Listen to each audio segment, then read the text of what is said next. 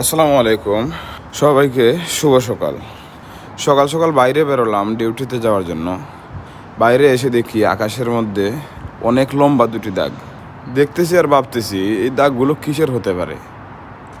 পরে ভাবলাম হয়তো এদিকে প্লেন গেছে, সেজন্য তার চিহ্ন রেখে গেছে। কিন্তু একটা বিষয় আমার মাথায় আসে না, যে প্রতিদিন তো শত শত প্লেন আকাশ দিয়ে আসা যাওয়া করে, কই তারা তো চিহ্ন রেখে যায় না।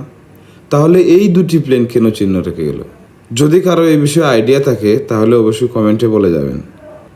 যাই হোক, এই দাগগুলো যারই হোক না কেন, কিন্তু দেখতে অনেক সুন্দর লাগতেছে। আসলে সকালের আকাশ তো এমনিতেই সুন্দর, আর এই দাগ দুটির কারণে লাগতেছে আরও অনেক সুন্দর। প্রকৃতি আসলেই সুন্দর, এটা দেশ হোক বা বিদেশ।